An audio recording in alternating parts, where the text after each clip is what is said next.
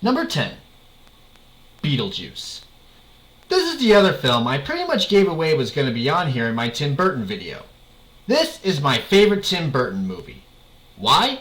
Because this is the movie I'd show to someone who's never heard of him before. It has all of his trademarks.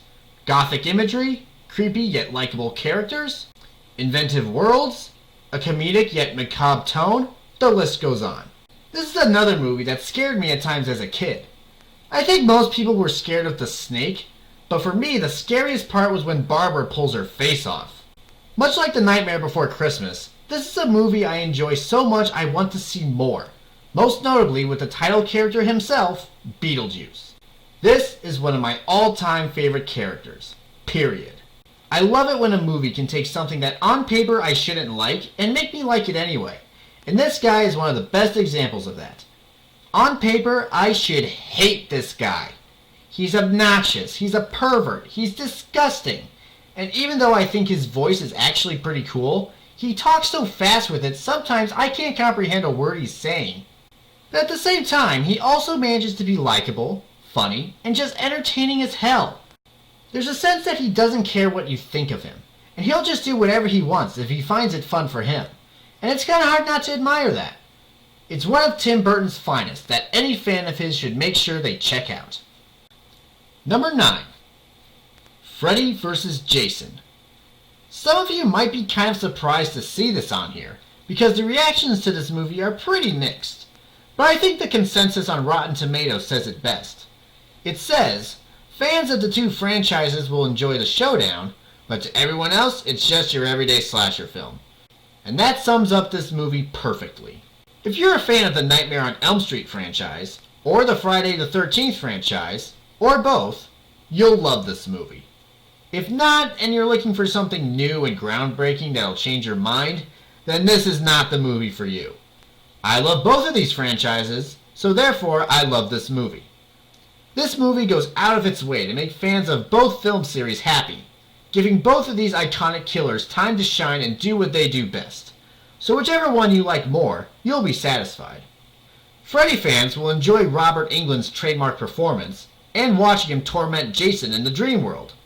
Jason fans, meanwhile, will enjoy watching him pound the crap out of Freddy in the real world, though to be fair, Freddy gets some good shots in too, and the fact that Jason has the majority of the kills in this movie. And that's just the tip of the iceberg. What else can I say except it's Freddy Krueger versus Jason Voorhees. Place your bets. Number 8. Ghost Rider. Yeah, that's right. The Nicolas Cage Ghost Rider movie that a lot more people disliked than liked, to the point where not one, not two, but 3 Channel Awesome reviewers reviewed it, is one of my all-time favorite movies. And I don't mean as a guilty pleasure either. So I know what you're probably thinking.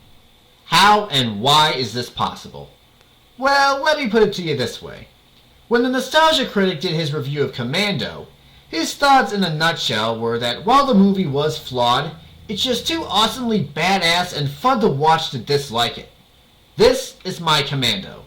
First of all, just look at our main character. Tell me this isn't one of the most badass looking characters you have ever seen. Every time this guy is on screen, it just jacks me up. The main criticism I've heard with this movie I disagree with the most are the villains. The 3 henchmen aren't anything that special, but the main villain, Blackheart, is both creepy and awesome at the same time. He just loves how evil he is and how he loves to kill people. Just look at that face. He loves every minute of what he's doing. And I freaking love villains like that. Plus, his demon face is creepy as hell, and the way he kills people still gives me the creeps to this day. But with all that said, I'll be the first to admit this movie is flawed. Most notably with the horrible miscasting of Nicolas Cage as Johnny Blaze. But despite these flaws, I still love this movie. It's a hellish thrill ride that always gets my adrenaline flowing. Number 7. The Avengers. Something you'll notice from this list, specifically the top 10, is that 2 kinds of movies that I love are Marvel movies and crossovers. This movie is both of those things, so of course I freaking love it. Since the story of this movie is pretty basic and not particularly complex, It really relies more on the characters to keep the audience invested. And since all these characters have been established with their own movies, you don't need to spend a whole lot of time setting them up, and just skip to the interactions, which is the best parts of the movie. The way these characters interact with each other feels completely natural. Like if these people actually did exist, this is how they would act. You don't see someone trying to create what happens when Iron Man meets Captain America. You just see what happens when they meet. And it feels in character with the way they were portrayed in their previous movies. The action, especially the final battle, is just fantastic. It keeps you on the edge of your seat throughout it, but the movie also knows just when to stop and give the audience a break.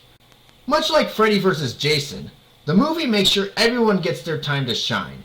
So no matter which character is your favorite, you'll walk away satisfied. What else can I say other than Avengers Assemble? Number 6. The Lion King. Much like Wizard of Oz and Psycho, this is a movie I feel needs no introduction. Its success speaks for itself. Not only is this the highest grossing 2D animated film of all time, and the highest grossing Disney film for almost 20 years until Frozen came along, but it's easily my favorite Disney movie. Why? Because literally everything in this movie can be counted among Disney's best. Where do I even start? The Circle of Life, in my opinion, is Disney's best song, though to be fair, there are a lot of other good ones to choose from. The death of Mufasa is probably the saddest moment in Disney history. Eat your heart out, Bambi's mom. The climax is also one of the best.